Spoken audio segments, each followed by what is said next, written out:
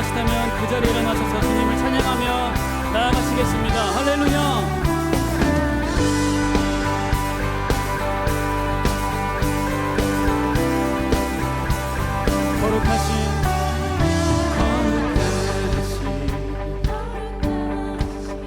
전능의 주 찬양받기 합당하신 주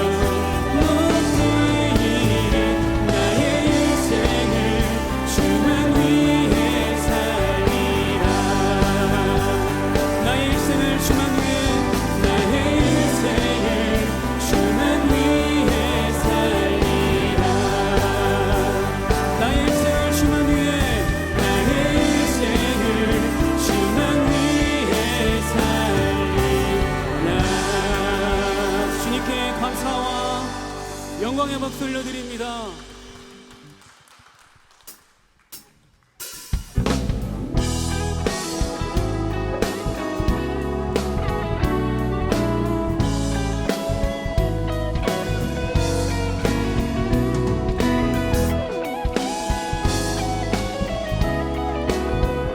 주님만을 사랑하며 찬양합니다. 내 마음을 가득 채운 내 마음을 가득 채운 주야 찬양과 사랑 어떻게 표현할 수 있나. 수많은 찬양들로 그만 표현할 길 없어 다시 고백합니다. 내 마음을 가득 채운 내 마음을 가득 채운 주야 찬양과 사랑 어떻게 표현할 수 있나. 수많은 찬양들로 그만 표현할 길 없어 다시 고백합니다. 주 사랑해요 온 맘 다하여 말로 다 할 수 없어. 주 사랑해요 찬양받아 주소서. 수많은 멜로디와 찬양들을 드렸지만 다시 고백하기 원하네. 주님은 나의 사랑 삶의 중심 되시오니 주를 찬양합니다. 주 사랑해요 온 맘 다하여 말로 다 할 수 없어. 주 사랑해요 찬양받아 주소서. 주 사랑해요 주 사랑해요 온 맘 다하여 말로 다 할 수 없어. 주 사랑해요 찬양받아 주소서.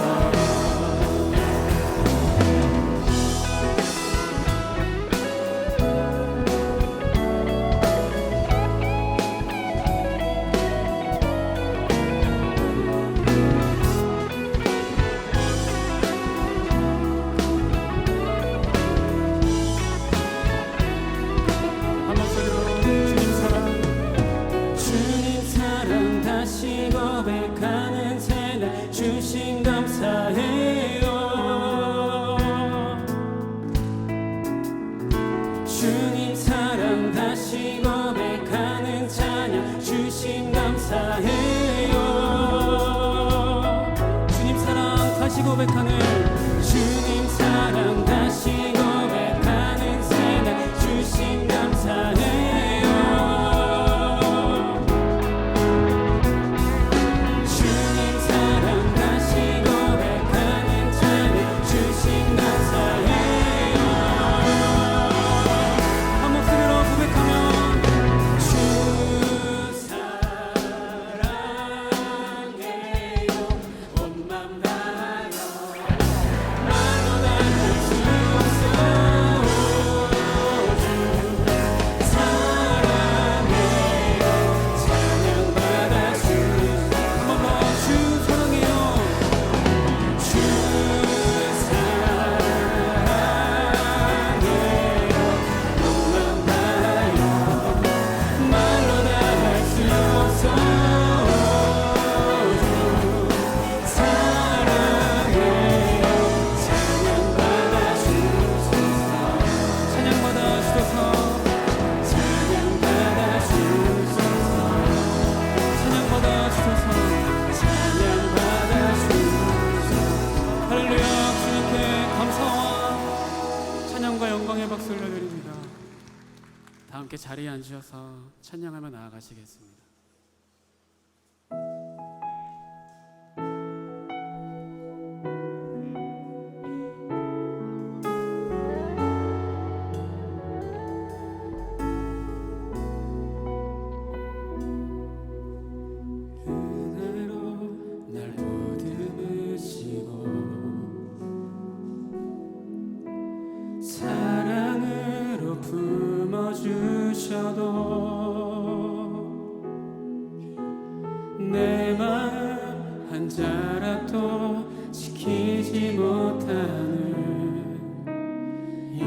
모습 부끄럽습니다.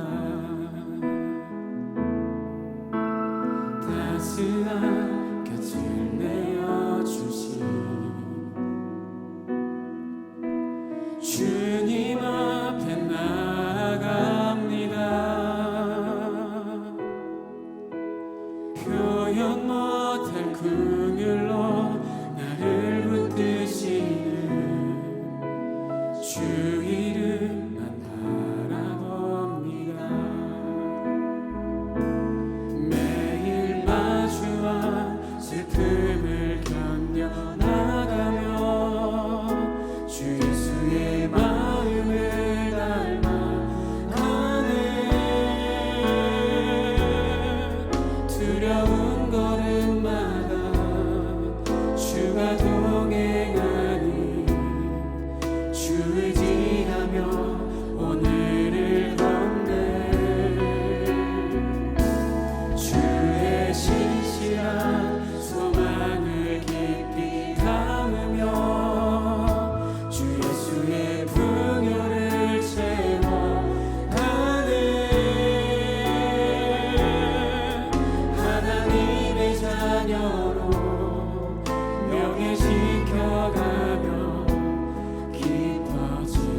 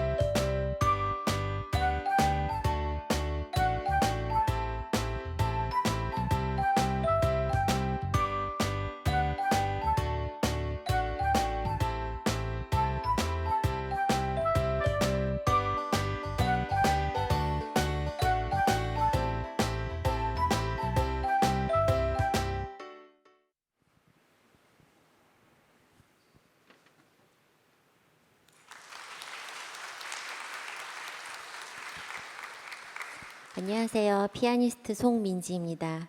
오늘 이렇게 아름다운 성전 온누리 교회에 올 수 있고 또 여러분 앞에서 이렇게 찬양 연주할 수 있어서 너무나 영광입니다. 저는 짧게 말씀드리자면 클래식 피아니스트이자 즉흥 연주가로 활동하고 있는데요. 지금 제가 첫 곡을 연주하기 전에 이렇게 말씀드리는 이유는 첫 곡은 하나님의 은혜라는 곡인데요.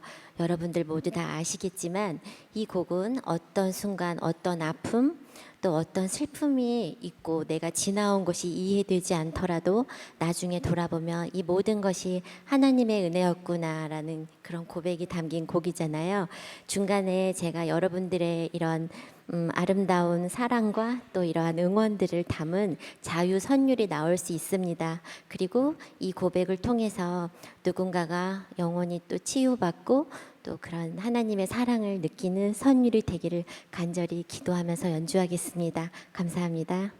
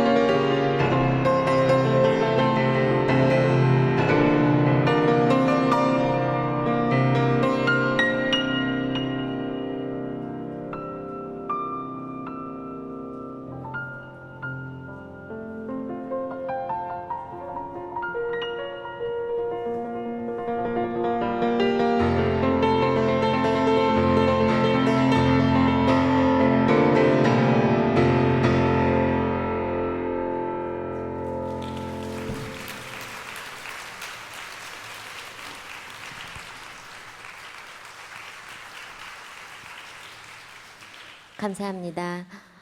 다음으로 연주할 곡은 여러분들이 정말 잘 아시는 곡 어메이징 그레이스, 나 같은 죄인 살리신이라는 찬송가인데요.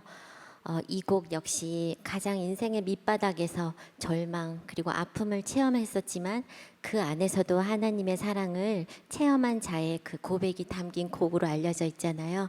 여러분들이 거친 파도, 풍랑, 또 시험을 당했을지라도 또 저도 마찬가지로 그런 경험이 정말 많고 인생 정말 끝자락에서 하나님을 만난 그러한 마음으로 연주할 것인데요.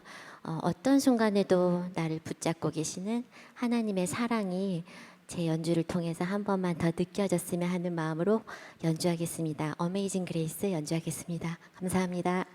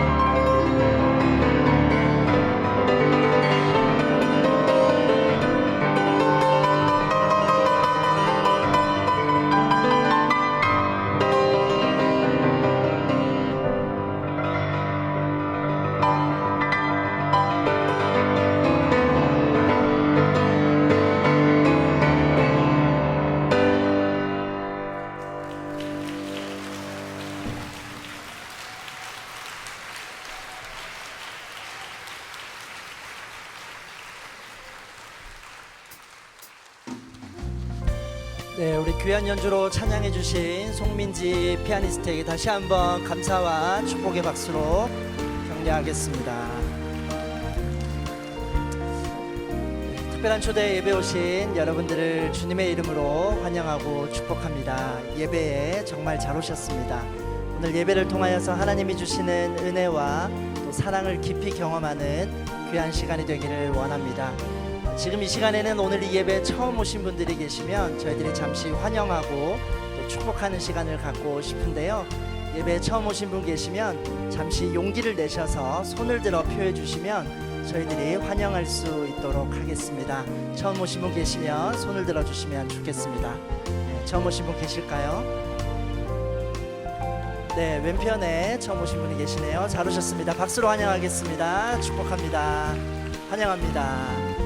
네, 또 처음 오신 분 계시면 손을 들어주시면 좋겠습니다. 네, 뒤편에도 손을 들어주셨네요. 잘 오셨습니다. 박수로 환영하겠습니다. 축복합니다. 환영합니다. 네, 또 처음 오신 분 계시면 손을 들어주시면 좋겠습니다. 네, 2층에도 손을 들어주셨습니다. 잘 오셨습니다. 박수로 환영하겠습니다. 축복합니다. 환영합니다. 네, 1층 오른편에도 처음 오신 분이 계시네요. 박수로 환영하겠습니다. 잘 오셨습니다. 환영합니다. 축복합니다. 네, 뒤편에도 처음 오신 분이 계시네요. 박수로 환영하겠습니다. 잘 오셨습니다. 축복합니다. 환영합니다. 네, 또 처음 오신 분 계실까요?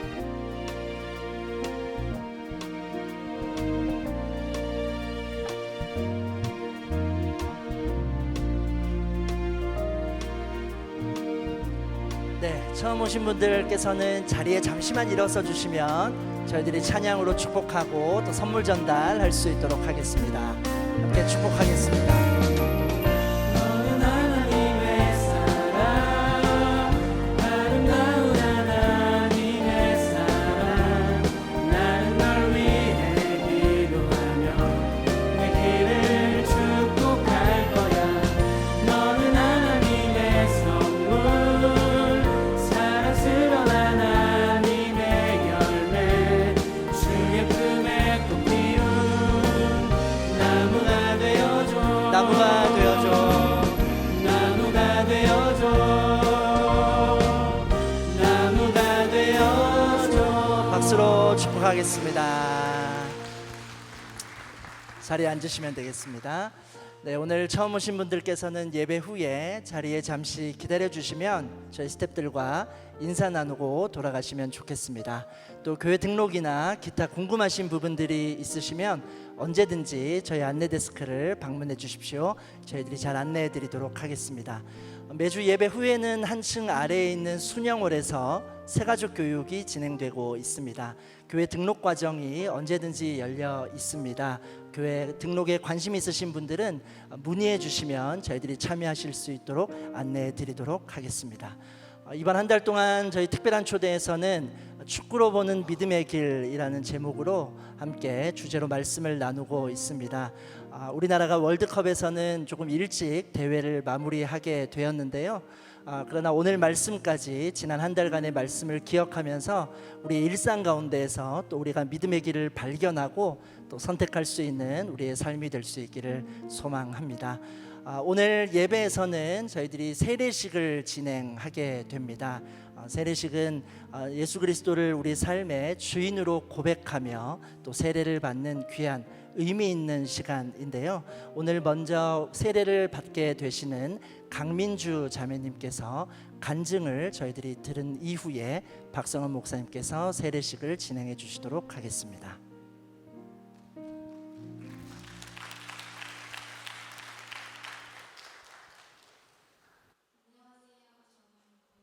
받게 된 마음과 하나님을 믿고 나서 삶에 대한 변화에 대해서 나누겠습니다. 저는 어릴 적부터 사람들과 어울리기보다 혼자가 편했습니다. 무엇이든 완벽해야 한다는 생각에 실패할 것 같으면 시작도 피했고, 가족들의 어려움 또한 제가 해결해야 한다고 생각해서 가족들 또한 무겁게 느낄 때가 많았습니다. 처음 쉬게 된 시기에 아버지께서 암 진단을 받으셨습니다. 저는 아버지 곁에서 병원을 오가며 함께 했고, 조금은 불편했던 아버지와 함께하는 시간이 많아졌습니다. 그때는 해야 할 일을 한다고 생각했지만 돌아보면 하나님께서는 그 시간을 통해 가족을 향한 제 마음을 조금씩 만져가고 계셨던 것 같습니다. 그 이후에도 제 힘으로는 해결할 수 없는 어려움들이 찾아왔고 그때 친구를 따라 온누리교회 4부 예배에 가게 되었습니다. 그저 따라간 자리였지만 찬양을 듣는 동안 눈물이 나고 가슴이 벅차오르는 느낌과 함께 예배가 낯설지 않았습니다. 그 이후에도 친구의 권유로 유튜브를 통해 새신자 예배를 듣게 되었고 박성은 목사님의 말씀이 꼭 제 상황을 다 아시고 하나님께서 제게 하시는 말씀처럼 느껴졌습니다. 용기 내 처음으로 교회에 갔던 날 기도 제목을 묻는 말에 참았던 눈물이 터졌고 목사님께서는 따뜻하게 기도해 주셨습니다. 그 후 신기하게도 걱정하던 일들이 차근차근 풀리기 시작했습니다. 저는 이 모든 과정이 단순한 우연이 아니라 하나님께서 미리 그리시고 계획하신 길이었고 성령님께서 저를 하나님 앞으로 이끌어 오신 것이라는 생각이 들었습니다. 그렇게 저는 예수님을 제 삶에 함께 하시는 주님으로 받아들이게 됐습니다. 또한 1대1 동반자 과정에서 양육자님과 하나님을 알아가며 믿음도 많이 성장했습니다. 믿음의 삶은 혼자가 아닌 함께 배우고 자라가는 것임을 알게 되었고 저 같은 초신자가 저처럼 하나님과 또 교회를 사랑하도록 돕고 싶은 마음이 들어 새신자 예배 스태프로 섬기게 되었습니다. 물론 지금도 일상이 바빠지면 다시 예전의 저의 모습이 나오면서 하나님과 멀어진 것처럼 느껴질 때도 있습니다.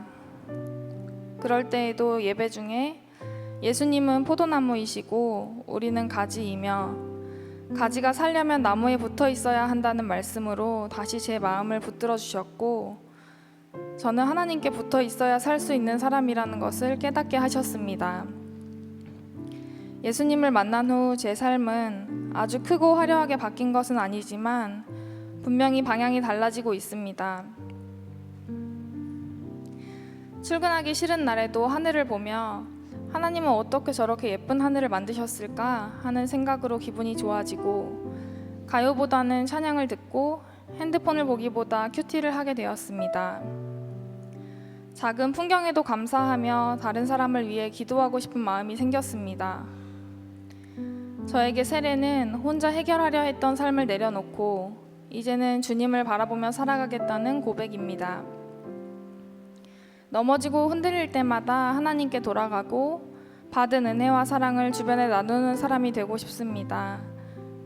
하나님을 알게 해주시고 또 감사한 마음을 알게 해주시고 가족을 향한 제 마음까지 회복시켜 주시며 세례의 자리까지 이끌어 주신 하나님께 진심으로 감사드립니다.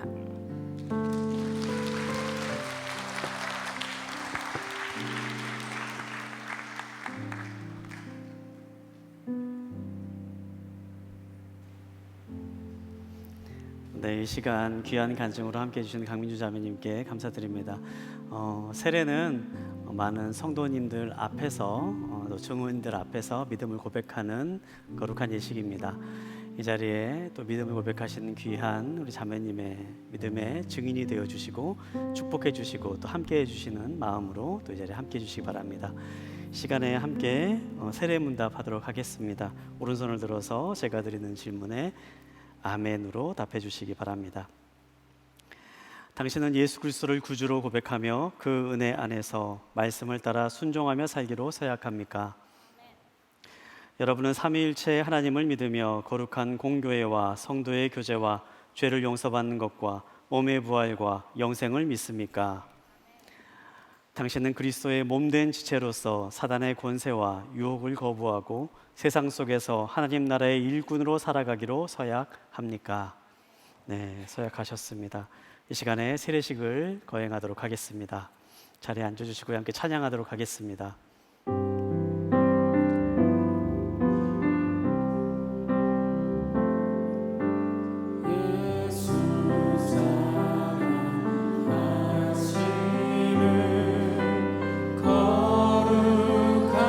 거룩하신 말일세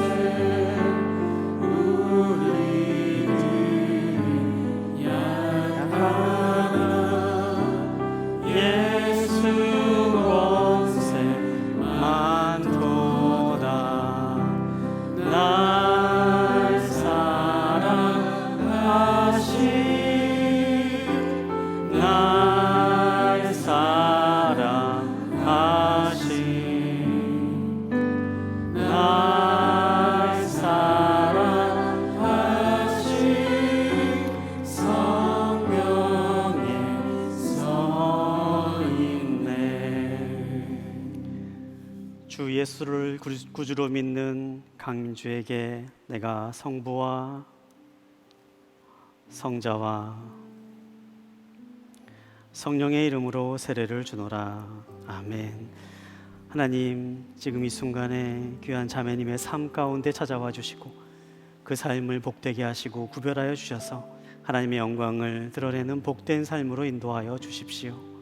이 순간을 기억하게 하여 주시고 주님, 증인된 사람으로서 예수님의 제자로서 평생을 살아가는 복된 삶을 살아갈 수 있도록 함께하여 주십시오.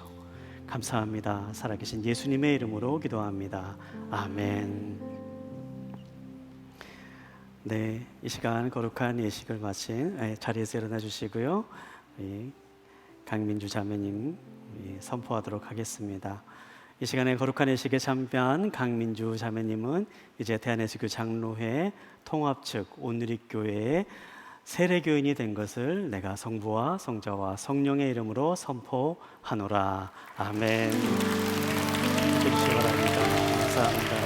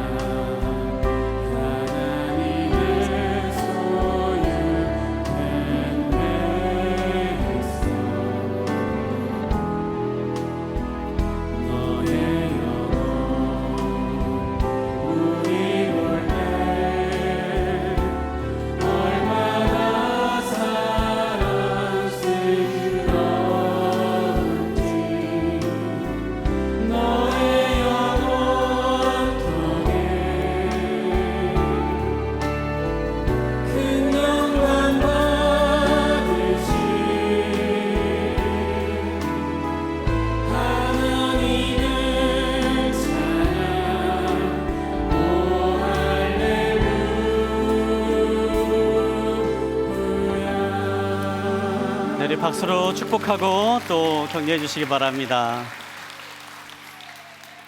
네, 세례는 거룩한 의식입니다. 혹시 여러분들 가운데서도 세례를 받기 원하시는 분들은 교회 등록 이후에 또 세례 교육에 함께 신청해 주시고 함께 해 주시면 귀한 잔치에 참여할 수 있습니다. 이 시간에 주제 영상 이후에 또 함께 말씀을 나누도록 하겠습니다.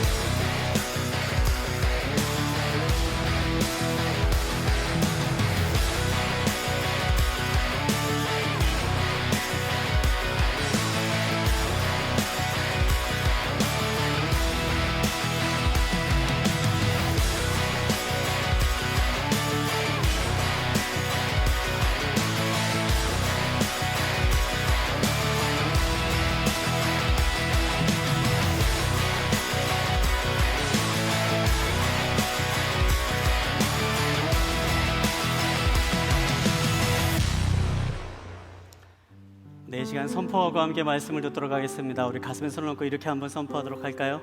하나님 우리와 함께 하십니다. 하나님은 나를 사랑하십니다.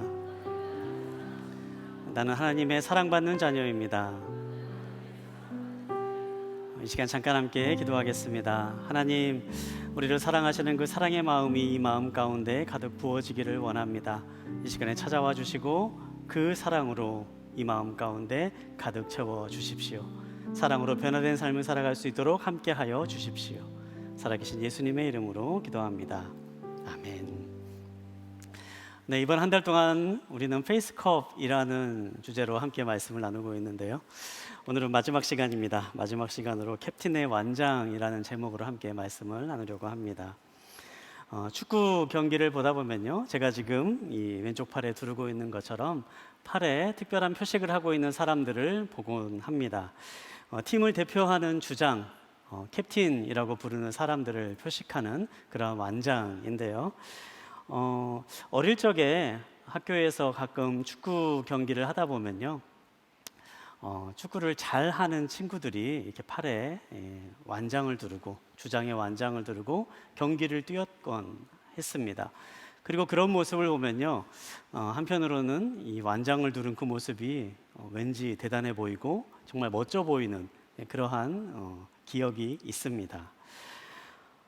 팔에 차는 완장, 주장을 표현하기 위해서, 주장이 누구인가를 구분하기 위해서 차는 단순한 표식입니다만, 사실 우리나라 사람들에게는 이 완장이라고 하는 이 의미가 조금 색다른 의미처럼 그렇게 다가오지 않나 생각을 해봅니다. 제가 이번 주 설교의 제목을 정할 때도 이 완장이라는 말을 대신할 수 있는 어떤 표현이 또 있지 않을까 한참 고민을 했었는데요.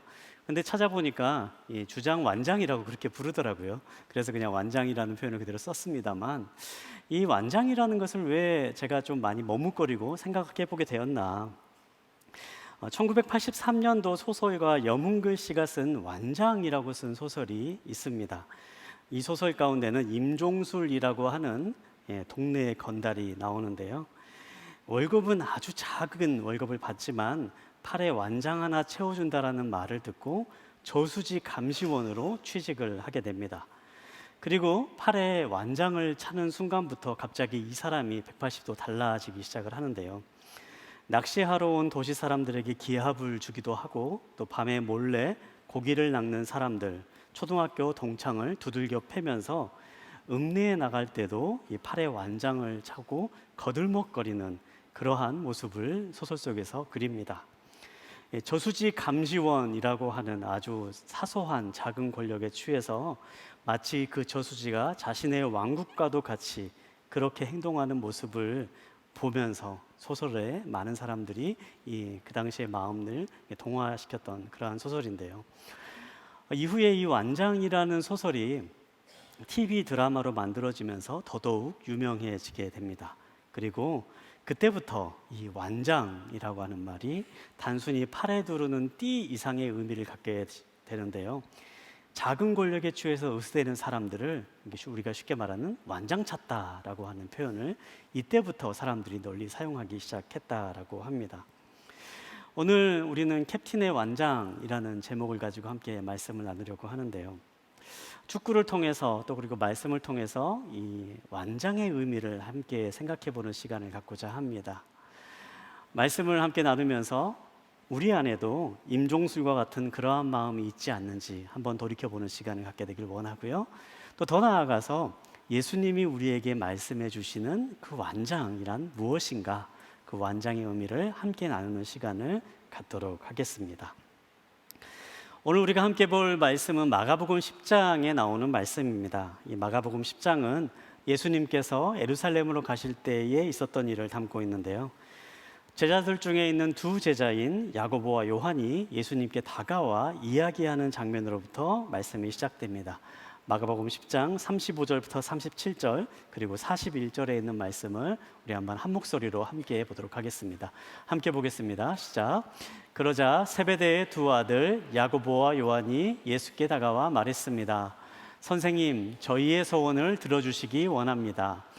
예수께서 물으셨습니다. 내가 너희에게 무엇을 해주었으면 좋겠느냐? 그들이 대답했습니다. 주께서 영광의 자리에 앉으실 때 저희 중 하나는 오른편에, 왼편에 앉게 해주십시오.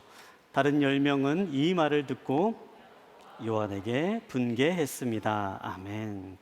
선생님, 저희의 소원을 들어주시기 원합니다. 야고보와 요한은 자신이 어떠한 소원을 가지고 있는지 말하기에 앞서서 먼저 예수님께 약속을 받아내려고 합니다. 마치 아이들이 부모들에게 일단 들어준다고 약속해 줘 라고 이야기하고 난 다음에 자신의 소원을 이야기하려고 하는 것처럼, 그렇게 예수님께 일종의 흥정의 기술과 같은 그런 모습을 보여주고 있는 거죠. 그들이 구한 내용은 무엇입니까? 주께서 영광의 자리에 앉으실 때 하나는 오른편에 또 하나는 왼편에 앉게 해주십시오. 이 두 사람이 바라는 것은요, 쉽게 말하면 자리였습니다. 하나님, 예수님께서 나중에 영광의 자리에 앉으실 때에 우리를 오른편과 왼편, 그러니까 가장 가까이에 있는 높은 높은 자리에 앉도록 그렇게 해주십시오. 이렇게 자신의 자리를 놓고 예수님께 부탁하고 있는 거죠. 사실 이 마가복음 10장에 나와 있는 이 순간은 제자들의 마음 속에는 모두가 다 동일한 기대감을 가지고 있었다라고 이야기합니다. 제자들의 마음은요, 이제 예수님께서 이 로마의 압제로부터 이스라엘을 구원하실 것이다 라고 하는 그러한 마음을 가지고 있었던 거죠.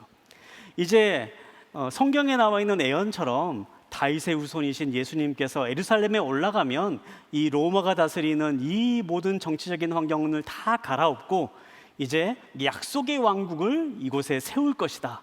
다시 말하면 이제 예수님이 왕이 되실 것이다 라고 하는 그러한 기대와 믿음을 제자들이 다 가지고 있었습니다. 그 이 마음은요, 자연스럽게 이 다음 단계로 이어져 나가게 됐는데요. 그 다음 단계는 그렇다면 예수님이 왕이 된 이후에 누가 어떤 자리에 앉게 될 것인가 라고 하는 생각으로 이어져 나가기 시작합니다. 누가 오른편에 설 것인가, 누가 왼편에 설 것인가, 누가 첫 번째 가는 자리에 앉을 것인가, 이러한 생각들로 제자들 사이 가운데 자리 다툼이 일어나기 시작했다라고 성경은 기록합니다. 누가 더 크냐, 누가 더 큰 완장을 찰 수 있냐, 이런 다툼이 있었던 것이지요. 41절에 있는 말씀은요, 바로 그러한 모습을 우리에게 보여주는 말씀입니다. 다른 10명이 야고보와 요한에게 분개했다라고 하는 이 말씀인데요, 야고보와 요한을 탓하면서 분개한 것이 아니라 모두가 다 눈치 보면서 서로 예수님에게 내 자리 좀 어떻게 해주십시오 이렇게 말하고 싶었는데 차마 말하지 못하고 있는 그 순간에 야고보하고 요한이 얄밉게도 먼저 예수님께 치고 들어가서 이야기하는 겁니다. 그 모습이 다른 제자들이 보기에 너무나도 얄밉고 화가 나가지고 분개했다라는 게 이 45절에 나와 있는 말씀이죠. 그런데 여러분 어떻습니까? 우리가 이 성경을 읽으면 이 마가복음 10장 이후에 어떤 장면이 나오는지를 알 수가 있는데요, 예수님께서 예루살렘으로 향해 걸어가시는 이 걸음 이후에 예수님은 예루살렘에서 십자가에 못 박혀 죽으시게 됩니다. 자신의 생명을 내어주심으로 모든 사람의 생명을 살리기 위해서 십자가의 고난을 지시는 예수님의 사건이 바로 이 뒤에 나오는 거죠. 그럼에도 불구하고 제자들은 예수님의 마음과 예수님의 생각과는 전혀 다르게 계속해서 반응하고 있습니다. 이 순간 예수님은 이미 3차례나 제자들에게 미리 말씀하셨습니다. 나는 앞으로 십자가에서 고난을 당할 것이다. 그리고 죽게 될 것이다. 그렇게 자신의 고난과 앞으로 일어날 일에 대해서 말씀을 하셨지만 제자들은 그 이야기에 귀를 기울이지 않습니다. 계속해서 자신들이 가지고 있는 생각만을 붙잡으며 나중에 한 자리 해야 될 텐데 이 생각에 마음 가운데 강한 열망으로 이 순간에 함께하고 있는 거죠. 그러면서 서로 서열을 먹이면서 계속해서 다투고 있는 제자들의 모습입니다. 저는 이 장면을 묵상할 때마다 어쩌면 이 세상을 살아가고 있는 사람들의 모습이 이러한 모습이 아닌가, 그런 생각을 해봅니다. 예수님은 십자가의 길을 걸어가시지만 우리는 그 길을 함께 간다라고 이야기하면서도 끊임없이 자리에 대한 생각에 붙잡혀서 살아가는 거죠. 내가 조금이라도 더 높은 자리에 올라야 하는데, 내가 조금이라도 더 인정받아야 되는데, 내가 더 중요한 사람으로 여겨져야 하는데, 그렇게 끊임없이 다른 사람들과 비교하면서 경쟁하는 삶을 살아가는 것입니다. 사실 경쟁한다, 그리고 인정받고 싶다라고 하는 이 말이 비단 나쁜 것만은 아닙니다. 그렇죠. 경쟁이 있고 또 누군가에게 인정받고 싶은 마음이 있기 때문에 우리는 더 나은 사람이 되기 위해서 노력하기도 하고 또 그것을 발판으로 성장하는 원동력으로 삼기도 합니다. 하지만 문제가 되는 것은요, 그 마음이 비뚤어지는 겁니다. 성장하고 싶다는 마음이 저 사람보다 더 위에 있어야 된다는 마음으로 바뀌어질 때에, 적어도 저 사람보다는 내가 인정받아야 된다는 마음으로 변할 때에, 나는 저 사람보다는 더 중요한 사람으로 여겨져야 된다라고 생각하면서 끊임없이 다른 사람과 나를 비교하고 그 안에서 나의 가치를 평가받으려고 하고, 그렇게 경쟁 속에 계속해서 살아가다 보면요, 결국에는 우리의 삶 자체가 비틀어져 버리고 마는, 그래서 비극적인 삶으로 나아가는 무서운 결과를 초래하고 마는 것이죠. 성경에는 이렇게 비틀어진 삶의 결과, 비극적인 삶을 맞이한 사람의 이야기가 나옵니다. 그 대표적으로요, 창세기에 나오는 가인과 아벨의 이야기를 생각해 볼 수가 있는데요. 우리가 이 사건을 인류 최초의 살인 사건이다라고 그렇게 불리우는데요. 형인 가인이 동생 아벨을 죽이는 사건입니다. 이 사건이 왜 일어나게 됐는가? 성경을 살펴보면 사실 그 이유가 그렇게 복잡하지는 않습니다. 가인과 아벨 모두가 다 하나님께 제물을 드렸는데 가인의 제물은 하나님께서 받으시지 않고 아벨의 제물만 받으신 것입니다. 그러자 가인의 마음 가운데 분노가 생겨난 겁니다. 하나님께서 나를 받지 않으셨다라는 것, 동생의 제물은 받으셨는데 나의 제물은 받지 않으셨다라는 것, 동생을 인정하시고 나는 인정하지 않으셨다라고 하는 그 질투심과 시기심으로부터 결국 마음 가운데 분노와 증오의 마음이 싹트게 되고 결과적으로 동생을 죽이는 끔찍한 행동으로 이어져 가고 만 것입니다. 비교의식이 적어도 저 사람보다 더 높아야 된다라는 마음으로 가인의 마음이 비틀렸고, 그 눈을 가리고 또 생각을 마비시켜서 결국에는 사람을 죽이고 마는, 동생을 죽이고 마는 엄청난 잘못을 저지르게 되는 거죠. 여기서 잠깐 축구 선수 이야기 하나를 하려고 합니다. 브라질 축구 선수 가운데 네이마르라고 하는 선수 이야기인데요. 축구를 잘 아시는 분들은 한 번쯤은 들어보셨을 만한 그런 굉장히 유명한 선수입니다. 지금도 굉장히 잘 알려진 선수로 브라질 국가대표로 뛰고 있는 선수인데요. 이 선수가 가장 빛났던 시기는 2014년부터 17년까지 FC 바르셀로나라고 하는 팀에서 뛰었던 시기였습니다. 이때 당시 메시와 수아레스 그리고 이 네이마르가 함께 뛰면서 MSN 편대라고 그런 애칭이 붙어서 최강의 공격진을 꾸렸던 그런 시즌이었습니다. 그때 이 세 선수가 합작해서 만든 골의 개수가 364골이었다고 합니다.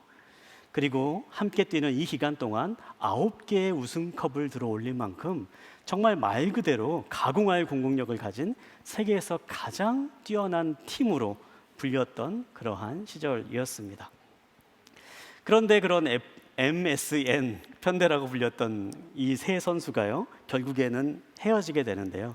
그 계기가 2017년도에 이 네이마르가 바르셀로나에서 파리 생제르맹이라고 하는 팀으로 이적하면서부터입니다.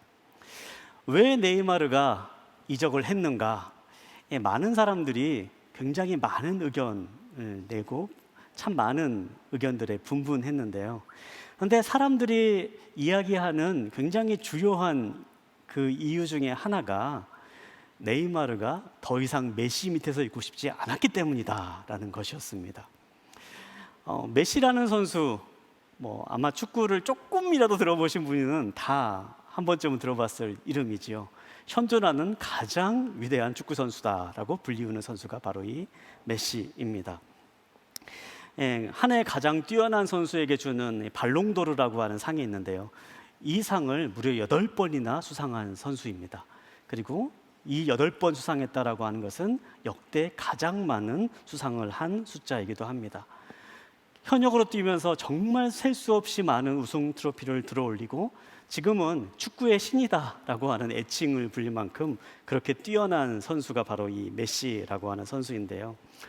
이 네이마르가 생각한 겁니다. 내가 이 메시와 함께 뛰게 되면 나는 결국 메시의 팀의 일원으로서밖에 남지 않는다라고 그렇게 생각했던 거죠.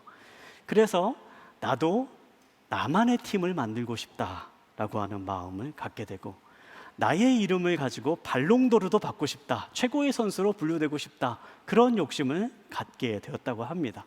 그리고 나도 내가 만든 팀에서 챔피언스 리그에 우승컵을 들어올리고 싶다라고 하는 그러한 목표를 가지고 결국에는 팀을 이적하게 되었다라고 그렇게 사람들이 이야기합니다. 그런데 어떻게 되는가? 이적한 첫 해에 이 네이마르가 굉장히 뛰어난 활약을 펼칩니다. 그런데 그것뿐이었습니다. 물론 훌륭한 선수로서 계속 활약을 하게 되지만요, 더 이상 과거와 같은 그러한 화려한 커리어를 보여주지는 못합니다. 자기 관리가 실패되면서 계속해서 부상이 이어지고 여러 가지 부침을 겪으면서 기대했던 만큼의 성적을 거두지 못합니다. 자신이 팀의 중심이 되어서 챔피언스 리그에 우승을 하고 싶다라는 그러한 열망도, 그리고 세계 최고의 선수로 발롱도르상도 받고 싶다라고 하는 욕심도 모두가 다 이루지 못합니다. 분명 훌륭한 선수로 지금까지 남아있고 지금도 현역에서 뛰고 있는 훌륭한 선수입니다. 하지만 그가 바랬던 희망은 이루지 못한 채 그렇게 과거와는 다른 길을 걸어가고 있는 것이 바로 이 선수입니다. 이 네이마르가 뭐 잘못된 선택을 했다, 어리석은 선택을 했다, 이 말씀을 드리고 싶지는 않습니다. 또 그렇게 말할 수도 없는 거지요. 그런데 우리가 이 일을 통해서 함께 생각해 보기를 원하는 것은 우리의 마음 가운데에 내가 저 사람보다는 높아지고 싶다, 내가 적어도 저 사람보다는 더 주목받고 싶다, 내가 저 사람보다는 더 인정받아야만 한다라고 하는 그러한 비교의식이 자리 잡아 있을 때는 그 마음이 결국 우리의 눈을 흐리고 우리의 마음을 흐리고 더 나은 선택을 분별할 수 없게 방해가 된다라는 사실입니다. 사랑하는 여러분, 지금 이 순간에 우리가 한번 우리의 마음을 한번 돌이켜보면 좋겠습니다. 지금 이 순간에 내 마음 가운데도 누구보다 더라고 하는 이 마음이 자리 잡고 있지 않습니까? 내가 누구보다는 더 인정받아야 되는데, 내가 누구보다는 더 앞서야 되는데, 내가 누구보다는 더 높아져야 되는데, 그러한 마음에 사로잡혀 내 마음 가운데 그러한 흔적들이 남아있지는 않습니까? 누군가 그러더라고요. 동창회만 갔다 오면 이상하게 기분이 나쁘다고. 또 어떤 분은 그러시더라고요. 학부모 모임만 갔다 오면 이상하게 조급해진다고. SNS만 하면은 왠지 내가 잘못 살고 있는 것만 같다, 그렇게 말하는 분들 있습니다. 그리고 어떻습니까? 누군가의 성공을 보면서 괜시리 배가 아픈 그러한 마음 종종 우리가 들지 않습니까? 사실 이 마음도요, 다 내가 누구보다 더라고 하는 그 마음으로부터 비롯된 마음들입니다. 우리가 이 시간에 우리의 마음을 돌이켜볼 수 있게 되기를 소망합니다. 내가 정말 원하는 것이 성장하는 것이고 또 성숙해가는 것인지, 아니면 사람들에게 더 많은 인정을 받기 위함인지, 아니면 내가 더 바라는 것이 더 나은 사람이 되고자 하는 그러한 마음인지, 아니면 단지 남보다 더 뛰어난 사람이 되고 싶다라고 하는 마음에서 비롯되어 있는 것인지, 이 시간에 우리가 우리의 마음을 돌이켜볼 수 있는 지혜가 함께하게 되기를 소망합니다. 그렇다면 예수님께서는 이런 제자들의 자리 싸움을 어떻게 정리하셨을까요? 우리 이어지는 말씀을 함께 보도록 하겠는데요, 42절부터 44절까지에 있는 말씀을 우리 한번 한 목소리로 함께 보도록 하겠습니다. 시작. 예수께서는 그들을 함께 불러놓고 말씀하셨습니다. 너희도 알듯이 이방 사람의 통치자라는 사람들은 백성들 위에 군림하고 그 고관들도 권력을 행사한다. 그러나 너희는 그렇게 해서는 안 된다. 오히려 누구든지 너희 중에서 큰 사람이 되고 싶은 사람은 너희를 섬기는 자가 되어야 하고, 누구든지 으뜸이 되려는 사람은 모든 사람의 종이 되어야 한다. 아멘. 예수님은 제자들에게 말씀하십니다. 이방 사람의 통치자들은 백성들 위에 군림하고 고관들도 권력을 행사한다. 여기서 나오는 군림하다라고 하는 이 말은 단순히 다스린다라는 뜻을 가지고 있지는 않습니다. 이 말의 뜻은 사람들 위에 올라 사람들을 짓누르고 지배한다라고 하는 의미를 담고 있습니다. 그래서 마음대로 사람들을 움직이고 마음대로 사람들을 원하는 대로 끌고 가는 모습을 바로 군림한다라고 그렇게 표현하지요. 예수님은 너희는 이렇게 해서는 안 된다라고 말씀하십니다. 그리고 43절에서 우리에게 분명하게 말씀하시지요. 누구든지 큰 사람이 되고 싶은 사람은 섬기는 사람이 되어야 하고, 으뜸이 되려는 사람은 종이 되어야 된다. 섬기는 사람이라고 하는 이 말은 본래 식탁에서 시중을 드는 사람들을 의미하는 표현이었습니다. 주인의 집에서 온갖 굳은 일을 하는 사람들이 바로 이 섬기는 사람이었습니다. 이 사람들이 하는 일은 단순했습니다. 다른 사람의 필요를 살피는 것이고 다른 사람을 위해 살아가는 것이었습니다. 그래서 사람들은 이렇게 살아가는 사람들을 대부분 낮은 위치에 있는 사람들이다라고 그렇게 이야기했습니다. 하지만 예수님은 반대로 말씀하십니다. 바로 이런 사람들이 큰 사람이라 불릴 것이다. 더 나아가서 예수님은 말씀하십니다. 너희는 종이 되어야 된다. 여러분, 종은 어떤 사람입니까? 종은 주인을 위해 존재하는 사람들이지요. 종은 정말 가장 낮은 위치에 있는 사람입니다. 그런데 예수님은 바로 이 사람이 으뜸이 될 것이다 라고 그렇게 뒤집어서 말씀하십니다. 예수님께서 말씀하시는 완장은 누군가 위에 올라서는 완장이 아니었습니다. 오히려 낮아지는 완장이었고 특권을 누리는 완장이 아니라 책임을 갖는 완장이었습니다. 사람을 섬기는 완장이었고 그렇게 섬김의 자리로 계속해서 나아가는 사람이 진정 으뜸된 사람이다 라고 우리에게 그렇게 말씀하시는 것입니다. 오늘 우리가 함께 나누는 말씀의 제목이 캡틴의 완장이라는 제목인데요. 제가 이 말씀을 준비하면서 가장 먼저 한 일 가운데 하나가요, 대한민국 축구 선수 가운데서 이 주장으로서 가장 많은 사람들이 좋아했던 사람이 누구였나를 찾아보는 것이었습니다. 그동안에 대한민국 대표팀에 많은 주장들이 있었는데요. 그 가운데 많은 선수들이 많이 이야기하는 선수가 바로 박지성이라고 하는 선수였습니다. 이 박지성이라고 하는 선수를 이렇게 좋은 주장이다라고 그렇게 사람들이 생각하는 이유 가운데 하나가요, 바로 이 박지성 선수가 그 대표팀의 분위기를 바꾸는 사람이었다라고 이야기를 해요. 그 전까지는 이 주장이라고 하면요, 대부분 굉장히 권위적인 사람들이 주장이 되었다라고 합니다.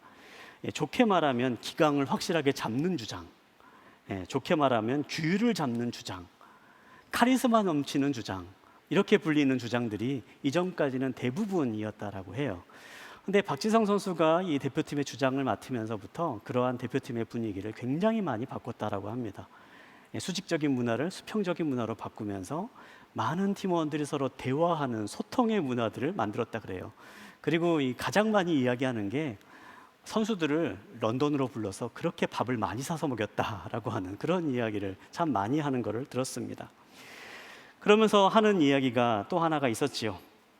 무엇보다도 이 박지성이라는 선수가 맨체스터 유나이티드의 선수였기 때문에 훌륭한 주장으로 기억한다라는 것이었습니다. 이 맨체스터 유나이티드라고 하는 세계적인 클럽에 뛰는 선수였기 때문에 그 이름 하나만으로도 모든 선수들이 저절로 고개를 숙이는 그러한 권위를 가지고 있었다는 거죠. 그런데 더 놀라운 사실은요, 그렇게 사람들 앞에서 정말 세계적인 탑 클럽에 있는 선수임에도 불구하고 그것으로 자신을 튀는 행동을 단 한 번도 하지 않은 사람이었다라고 그렇게 이야기합니다. 그러면서 평소에 하는 것처럼 성실하게 아무 말 하지 않고 뛰어다니기만 하며 매 경기마다 그렇게 평소에 하는 대로 솔선수범해서 누구보다도 더 열심히 뛰는 모습을 눈으로 보니 그 사람을 어떻게 주장이라고 안 따를 수 있겠느냐, 그렇게 이야기하는 겁니다. 사실 축구팀의 주장이 할 수 있는 권한이라는 것이 그렇게 많지는 않습니다. 감독처럼 전술을 마음대로 짤 수 있는 것도 아니고 선수를 교체할 수 있는 권한이 있는 것도 아닙니다. 하지만 좋은 주장이 있는 팀은 분명히 다릅니다. 팀을 하나로 묶어낼 수 있고 흔들리는 순간 팀을 바로잡을 수 있고 선수들이 서로 믿게 할 수 있는 것이 주장입니다. 그래서 결과적으로 팀을 살아나게 하고 팀을 승리로 이끄는 것이 바로 이 주장의 역할입니다. 좋은 주장이 팀을 살아나게 하는 것이라면 여러분, 섬김은 살리는 힘이 있음을 기억하시기 바랍니다. 섬기는 사람이 있는 곳은 살아나는 역사가 있습니다. 여러분, 우리는 누구나가 다 따뜻한 가정, 행복한 가정을 꾸리기를 원합니다. 그런데 그런 행복한 가정은 어떻게 꾸릴 수가 있습니까? 바로 섬김을 통해서 만들어집니다. 누군가 가족을 위해서 헌신하고 누군가 가족을 위해서 섬김의 자리로 나아갈 때에, 그리고 더 나아가서 서로가 서로를 섬기며 가족을 위해 헌신할 때에 그 가족은 살아나게 되어 있습니다. 좋은 직장도 마찬가지입니다. 리더가 책임을 떠넘기지 않고 섬김의 자리로 일할 때에, 서로가 서로를 경쟁자로 보지 않고 동료로서 바라보며 자신이 맡은 자리를 섬김의 자리로서 그렇게 맡은 일을 감당할 때에 직장은 좋은 직장으로 살아나게 됩니다. 좋은 공동체, 좋은 교회도 마찬가지입니다. 대접받으려고 하는 사람보다 섬기려고 하는 사람이 더 많이 있을 때에, 서로를 위해 헌신하고 공동체를 세우고자 굳은 일을 마다하지 않은 사람들이 함께 있을 때에 바로 그곳이 살아나는 공동체, 살아나는 교회가 되는 것입니다. 사랑하는 여러분, 이 시간 우리가 모두가 다 꿈을 꿀 수 있게 되기를 소망합니다. 바로 우리가 머무는 곳이 바로 그런 살아나는 자리로 변하는 꿈을 꿀 수 있게 되기를 소망합니다. 내가 머물러 있는 가정이 살아나고, 내가 함께하는 직장이 살아나고, 내가 함께 하고 있는 모임이 살아나는 것, 바로 그 길을 꿈꿀 수 있게 되기를 소망합니다. 그 꿈이 어떻게 이루어집니까? 바로 섬김입니다. 우리가 섬김의 자리로 나아갈 때에, 다른 사람들을 섬기며 나아갈 때에 바로 그 순간 우리가 머문 곳이 살아나는 자리로 변할 수 있게 되는 것이지요. 여러분, 사랑하는 만큼만 섬기십시오. 사랑하는 만큼만 희생하십시오. 음식물 쓰레기 버리면 됩니다. 설거지 하시면 됩니다. 사랑하는 만큼만 하시면 됩니다. 억지로 하실 필요도 없고, 그렇게 섬기고 희생하며 그 사랑의 마음으로 살아갈 때에, 그럴 때 우리가 머문 그곳이 살아나는 놀라운 역사가 일어나게 될 것을 믿습니다. 마지막으로 45절에 있는 말씀을 함께 보도록 하겠습니다. 45절에 있는 말씀 함께 보겠습니다. 시작. 인자 역시 섬김을 받으러 온 것이 아니라 섬기러 왔고 많은 사람들을 구원하기 위해 치를 몸값으로 자기 생명을 내어주려고 온 것이다. 아멘. 이 45절에 있는 말씀은 예수님께서 이 땅에 오신 이유를 우리에게 말씀해 주십니다. 나는 섬기러 왔고 많은 사람들을 구원하기 위해 몸값으로 생명을 내어주려고 왔다. 여기서 나오는 몸값이라고 하는 이 말은 노예 시장에서 쓰였던 말이었습니다. 노예를 자유롭게 하기 위해서 치르는 값, 그렇게 대신 치르는 값을 몸값이라고 그렇게 이야기했습니다. 그리고 예수님은 바로 자신이 몸값이 되기 위해서 이 땅에 오셨다라고 말씀합니다. 우리는 본래 노예 상태에 있었던 사람들입니다. 죄에 묶여 있고 죽음에 묶여 있던 존재였습니다. 그렇기 때문에 끊임없이 완장을 향해서 손을 내밀었습니다. 목마름이 있기 때문에, 갈증이 있기 때문에, 그렇게 인정을 받아야만 살 것 같고 높아져야만 안심이 되고 누군가보다 앞서야만 내 존재를 인정받을 수 있을 것 같은 그러한 묶임 가운데 있었던 존재가 바로 우리들이었습니다. 그런데 예수님은 바로 그런 우리를 위해서 이 땅에 오십니다. 우리를 위해 몸값을 치르시고 우리에게 참된 자유를 선물해 주십니다. 여러분, 이것이 바로 복음입니다. 우리는 흔히 어떤 것의 가치를 생각을 할 때에 그 가치는 그것을 얻기 위해서 치르는 대가로 결정된다라고 말합니다. 헐값을 치르고 얻은 물건은 헐값으로 그렇게 가치가 매겨집니다. 반면에 전 재산을 들여서 산 물건은 그만큼 귀한 가치를 가진 물건으로 대접받습니다. 예수님은 우리를 어떻게 사셨습니까? 바로 자신의 목숨을 내어주심으로 우리를 사셨습니다. 하나님의 아들이신 그분께서 이 땅에 내려오셨고 우리를 위해 자신의 목숨을 십자가에 내어주셨습니다. 바로 우리가 그 십자가를 통해서 우리의 가치를 발견할 수가 있는 이유가 바로 여기에 있습니다. 사랑하는 여러분, 십자가를 바라보십시오. 십자가는 여러분이 어떠한 존재인지를 말해줍니다. 세상의 완장이 아무리 커 보인다 할지라도 십자가 안에 있는 우리와는 결코 비교될 수 없습니다. 사람들의 인정이 아무리 달콤하다 할지라도 십자가를 통해서 말해주시는 하나님의 사랑과는 비교될 수가 없습니다. 그러므로 여러분, 세상의 완장에 흔들리지 마십시오. 다른 사람의 완장과도 비교할 필요가 없습니다. 십자가 안에 참된 가치가 있음을 기억하십시오. 이 사실을 마음에 품으시기 바랍니다. 2011년 5월에 영국의 런던 웸블리 경기장에서 챔피언스 리그 결승전이 열립니다. 이 바르셀로나와 맨유의 경기가 열렸는데요. 그 결과 바르셀로나가 3대1로 승리를 거두게 되고 이 경기로 인해서 바르셀로나가 그해 우승컵을 차지하게 됩니다. 그날 경기가 끝난 이후에 우승팀 세리머니가 벌어지게 되는데요. 그 순간 축구 역사상 잊을 수 없는 한 장면이 나옵니다. 당시 바르셀로나에는 에릭 아비달이라고 하는 수비수가 있었습니다. 그해 봄 간에 종양이 발견돼서 수술을 받았던 선수. 그래서 이제는 선수 생명이 끝났다라고 여겨졌던 선수가 기적적으로 회복해서 이 결승전에 출전하게 됩니다. 그리고 경기가 끝난 이후 우승 트로피를 맞이하는 순간에 함께 하게 됩니다. 보통 우승 트로피라고 하면요, 주장이 트로피를 들어 올리게 되어 있습니다. 주장을 찬 선수가 트로피를 들어올리는, 가장 먼저 들어올리는 영광을 차지하게 되는 거죠. 그런데 그때 바르셀로나의 주장이었던 카를레스 푸올은 자신의 팔에 있던 완장을 풀어서 아비달에게 채워줍니다. 그리고 아비달이 팀을 대표해서 가장 먼저 이 영광의 트로피를 들어올릴 수 있게 해줍니다.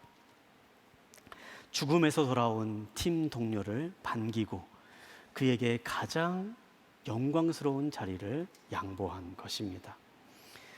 이 장면은 사람들의 마음 가운데 오래도록 기억에 남습니다.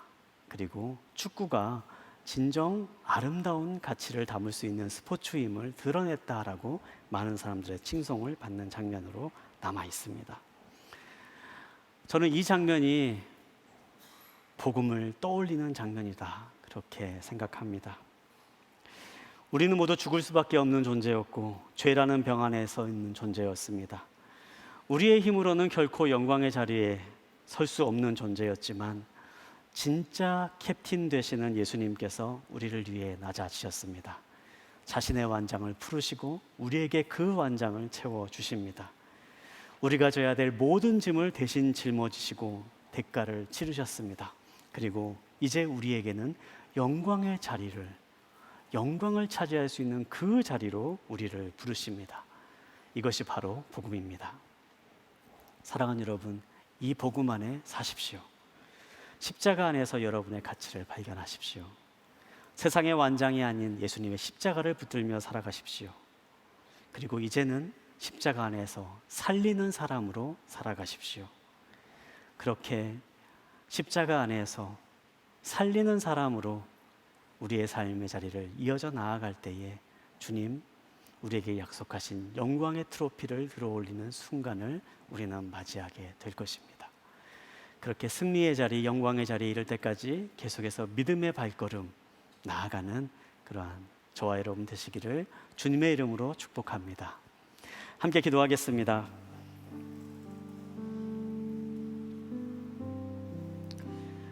사랑하는 하나님, 늘 조금이라도 다른 사람보다 더 높아지길 원했고 사람들의 인정 안에서 나의 가치를 찾으려고 했던 나의 모습을 고백합니다. 오늘 말씀을 마음에 새기며 진정한 가치는 사람들의 시선에 있는 것도 아니고 세상의 완장 가운데 있는 것도 아닌 예수 그리스도의 십자가 안에 있음을 나의 마음 가운데 새깁니다. 주님, 이제는 그 사랑 안에서 자유롭기를 소망합니다. 비교하려는 마음을 내려놓게 하여 주시고 주님과 함께 동행하는 삶을 살아갈 수 있게 하여 주십시오. 주님을 닮아 섬김의 사람으로 살아갈 수 있게 하여 주시고 그리하여서 우리가 머무는 자리자리마다 살아나는 역사를 경험하고 살리는 사람으로서, 섬기는 사람으로서, 예수님을 닮은 사람으로서 그렇게 살아가는 믿음의 사람들 될 수 있도록 이 시간에 함께하여 주십시오. 이 시간에 이 자리에 계신 분들 가운데에 예수님을 마음의 주인으로 모시기를 원하시는 분이 있다면 여러분의 가슴에 손을 얹고 함께 제가 드리는 기도를 따라해 주시기 바랍니다. 우리는 변화될 수 있는 힘은 없습니다. 우리가 변화될 수 있는 힘은 십자가 안에 있음을 고백합니다. 우리가 이 시간에 우리의 마음의 중심에 예수 그리스도를 모시고 십자가를 붙잡으며 나아갈 때에 그분이 우리를 변화시키실 것이고 그분으로 인하여서 나를 살리는 삶으로 인도하실 것을 믿습니다. 이 시간에 예수님을 마음의 주인으로 모시길 원하시는 분은 제가 드리는 기도를 함께 따라해 주시기 바랍니다. 사랑하는 예수님, 죄에 묶여 스스로 구원할 수 없음을 고백합니다. 그런 저를 위해 십자가에서 값을 치러주심에 감사합니다. 이제 예수님을 나의 구주로 영접합니다. 이 마음에 들어와 주십시오. 저를 다스려 주십시오. 주님의 사랑으로 새롭게 빚어 주십시오. 세상의 완장이 아닌 은혜의 완장을 두른 하나님의 자녀로 살게 하여 주십시오.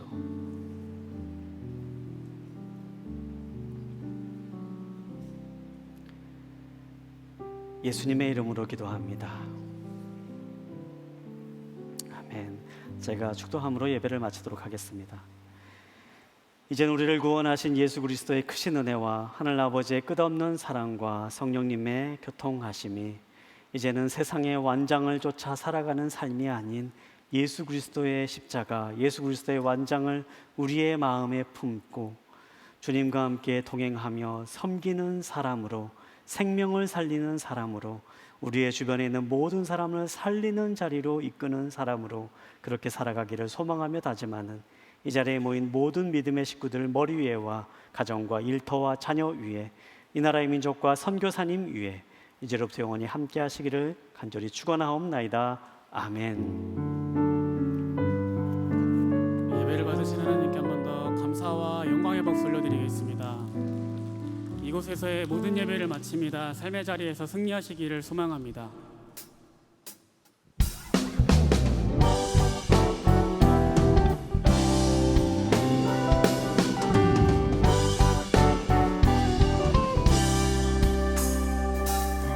주 찾는 모든 자들이 주로 말미암아 기뻐하고 즐거워하게 하시며 주의 구원을 사랑하며